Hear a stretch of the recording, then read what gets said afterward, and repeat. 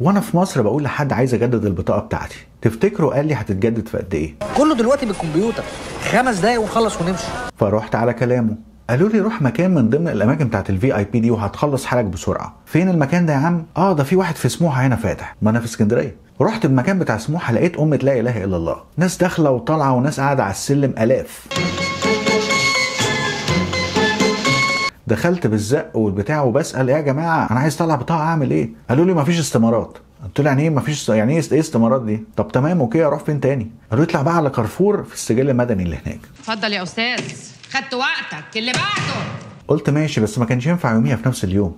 فرحت تاني يوم لقيت طابور طويل قوي، والطابور كله بره المبنى. انتوا واقفين بتعملوا ايه يا اخوانا؟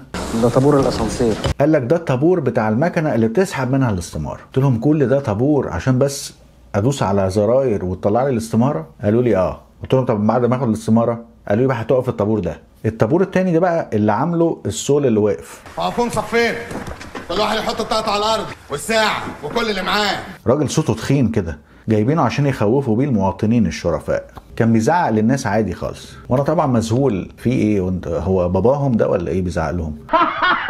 ابتدينا نستظرف. لكني مركز بقى في الطابور اللي هيوصلني للاستماره. انا عايز الاستماره عشان لسه هبتدي الرحله الثانيه بتاعت الطابور الثاني. وقفت في الطابور ساعه ونص في عز الشمس. ريقي نشف، هموت من العطش. كلنا، مش انا لوحدي، كل الناس اللي قدامي تعبت، صف الرجاله وصف الستات.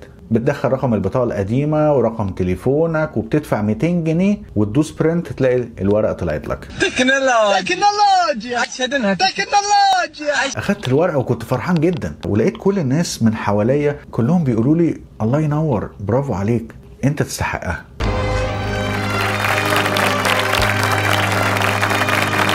فرحت للسولة بصوت عالي ده، قلت له انا معايا استماره اهو وعايز بقى اجدد البطاقه. قال لي مفيش ارقام. بعد ياما هيرجع في وشنا. قلت له ايه اللي مفيش ارقام؟ ايه يا حاج؟ قال لي مفيش ارقام، خش عند الظابط. انا مش فاهم ايه ارقام دي، يعني ايه مفيش ارقام؟ فسالت الناس اللي حواليا، قالوا لي يعني مفيش رقم ان هو يدي لك دور زي البنك كده. قلت لهم بس ساعتها الساعه كانت 6 والمكان ده بيقفل 9 بالليل. فقلت ظابط اخش للظابط، انا ده هتخوفني؟ أنا مواطن مصري وعندي حقوق مصرية. لو سمحت أنا معايا استمارة وعايز آخد دور عشان. قال لي لا مفيش أرقام. قلت له ليه مفيش أرقام؟ أهو غلاسة كده. قال لي أنت مش شايف الناس دي كلها اللي قاعدة مستنية؟ ما كل دول لسه عليهم الدور. قلت له يا باشا الساعة 6 وإحنا هنقفل 9، أنتوا مش هتقفلوا 9؟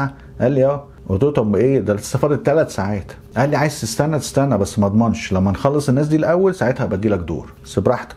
قلت له انا مسافر كمان كام يوم وعايز اخد البطاقه عشان اخلص بيها حاجات. الحق يا كابتن ده طلع امريكاني وانا جاي لكم في ميعاد الشغل، يعني مش بعد ما قفلت. قال لي لا هنا مفيش، عايز روح الدخيله. دخيله ايه يا عم؟ دي 20 كيلو من هنا، يا اما تيجي بكره. قلت خلاص هاجي بكره، هعمل ايه؟ اتعشى ما يكونش موقفي في القضيه سيء.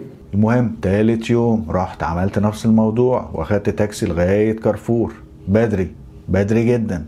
لقيت برضو نفس السور اللي بيزعق للناس دول. هو شكله غلبان وطيب بس صوته مزعج وبيتعامل مع الناس بطريقه صعبه شويه، بس هو من كتر ما زهق من الناس والناس زهقت منه فبقى يقعدوا يزعقوا في بعض. وده طبعا مش عذر لان هو المفروض يتعامل مع الناس بطريقه افضل من كده. دخلي بقى كل الناس المحترمه دي جوه وسيبوا لي انا بقى المجرم ده. تعالى يا عم الحاج.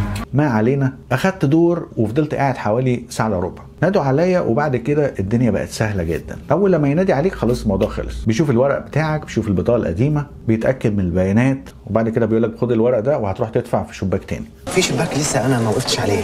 وهنا بقى دي تاني مشكله، لان المكان ده ما بياخدش كاش. يا لهوي ايه ده؟ هو بياخد كاش في المكنه اللي بره عشان تاخد الاستماره، لكن عشان تدفع باقي الرسوم لازم بالكريدت كارد. وفي ناس حواليك كتيره معهاش كريدت كارد، فلما تيجي تدفع في الشباك تلاقي ناس حواليك تقول لك معاك كريدت كارد ممكن تدفع لي لو سمحت. معاك 70 جنيه الباقي يا ريس. طب ليه يا جماعه؟ طب ما تخلوا فيه كاش، او من البدايه كده وهو واقف على الباب. معاك كريدت كارد؟ معايا، اتفضل. معاكش كريدت كارد؟ لا حضرتك هات كريدت كارد، لان هنا الدفع مش هينفع غير بكريدت كارد، حتى تقللوا عدد الناس اللي جوه شويه. لكن انت بتدخل كل الناس وتيجي بقى ساعه الدفع هو يفاجئ ايه ده كريدت كارد؟ طب ما تسال يا عم الاول. يا زريبة يا حبيبي انت متخلف يا ابني. وانت كمكان حكومي ما ينفعش ان انت تجبر الناس ان يبقى معاها كريدت كارد، وما تقوليش اصل دي خدمه مميزه. يعني المفروض اديله كل الاوبشنز اللي في الدنيا، اسهل حياته، ما اديلوش اوبشن واحد بس ان هو يشتري بيه. مش هخليه يتلفت حواليه ويقعد بقى يسال ده ويتحايل على ده وكل الكلام ده، يعني ملوش لازمه. في حاجات كده بتخنق الناس على الفاضي. بالنسبه لخنقتونا بقى يا عم الخنقه، انا هحطك في اوضه الاكسجين عشان الخنقه. المهم دفعت المبلغ ورحت عشان مكان التصوير. وانا هتصور فين بقى دلوقتي؟ عم هلال طبعا. والراجل بتاع التصوير اللي في كارفور ده بصراحه ألذ واحد فيهم كلهم، راجل محترم ولذيذ وبيحب شغله. اتفضل يا بيه. ممكن لحظه؟ تيك يور تايم. وكان قاعد كده بيعلم واحده بنت شغاله جديد او حاجه، بيقول لها تعمل ايه وبتاع، فراجل صبور ولذيذ وبتاع. فبصراحه هو ده اللي في الليله كلها يعني. اتصورنا وظبطنا وجي قال لك بقى ايه تستلمها النهارده الساعه 7 بالليل. طبعا رايح وجايب تاكسي معيش عربيه، ف100 جنيه رايح و100 جنيه راجع و100 جنيه رايح. عد بقى اسم البرنس ايه؟ قولوا لي يا فادي. فادي مش وحش في اسم تقيل. طب ماشي. طبعا اليوم ده ما ينفعش ان انا اروح 7 بالليل، خلاص بقى ما انا هقعد بقى مش هعيش حياتي في السجل المدني، ما أنا عندي خطط تانية عايز اعملها. لكن برضو اليوم اللي وراه رحت برضو نفس المكان بدري. بيبقى معاك الكعب ده بتاع الاستماره ده لازم تستلم بيه، ولو انت مش قادر تروح ممكن تديه لحد وهو يستلم لك مكانك. والان مع المفاجاه. استلمت الحاجه وما بقتش مصدق نفسي، مسكتها بايديا. اوريها لكم؟ مصدقني صح؟ خدش باله من علبه الشوكولاته. احطها في مكان عالي مش للدرجه دي. انا معايا البطاقه، نفس فرحتي ساعه ما كان معايا البطاقه اول مره وانا عندي 16 سنه. نفس الاحساس اللي هو بيبقى نفسك تطلعها عشان تروح السينما بتاعت الكبار فقط. الفيلم ده قصه ولا مناظر؟ مناظر. نفس الفرحه، لكن كل اللي بسمعه من اللي حواليا ان الموضوع ابسط من كده بكتير. طب فين؟ هو الموضوع ما كانش فيا انا لوحدي، كل الناس اللي حواليا اللي انا شفتهم في ال3 ايام دولت كان عندهم نفس المشكله. فازاي الموضوع بسيط وسهل؟ انا عايز اعرف. كان حظي وحش يعني ساعتها؟ مش عارف حظي وحش ولا غباء من الاخرين. طب قولوا لنا ايه المفروض ان احنا نعمله عشان نطلع البطاقه بسرعه؟ هل هو ده السهل بالنسبه لكم ولا في اسهل من كده وانا مش دريان؟ يا ريت تقولوا لنا بجد وقولوا للناس التانيه اللي عايزه تعرف. الواحد لما بينزل مصر بيبقى عايز يخلص كل حاجه بسرعه، وراك 500,000 حاجه تانيه عايز تعملها، واهم من ان انا افضل واقف في طوابير. وانا هنا ما بقارنش ما بين مصر وامريكا لان المقارنه هتبقى قاتله. امريكا قصه مختلفه هنا، يعني الدنيا هنا مختلفه في التعامل والاجراءات ومفيش البيروقراطيه الرهيبه دي.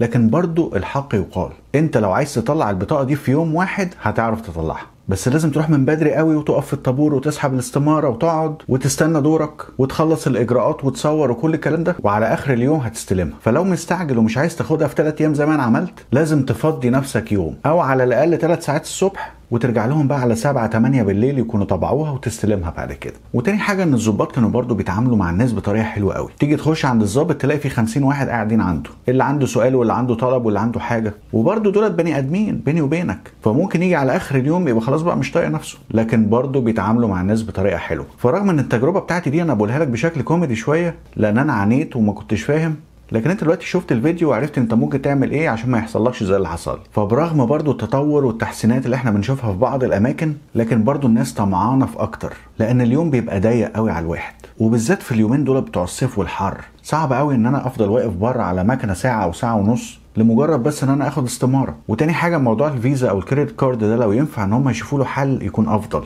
لان مش كل الناس اكيد عندها فيزا، احنا مش عايشين في سويسرا يعني. وانت كمان كمواطن قبل ما تروح اي مكان لازم تبقى عارف ايه الورق المطلوب وبياخد وقت قد ايه عشان ما تروحش وتضيع وقتك وتضيع وقت غيرك. لازم يبقى معاك البطاقه القديمه ولازم يبقى معاك صوره ليها، ولو ما عندكش في مكنه هناك ممكن تصور جوه المبنى فده بيسهل عليك. فالرغبه في التطور واضح ان هي موجوده، لكن الآلية بتاعه التنفيذ بتاعها يعني محتاجه شويه تعديل. واحنا عشان بنحب بلدنا لازم نسلط الضوء على الحاجات دي كمان، لازم تبقى حقاني وتقول على الحلو حلو والحاجه اللي محتاجه تتعدل ادينا بنبلغ اهو بيها، وكلها حاجات بسيطه مش معقده يعني، بس اكيد هتريح الناس جدا. فقولوا لي بقى هل تجربتكم كانت اسهل من التجربه بتاعتي ولا برضو كانت فيها صعوبه؟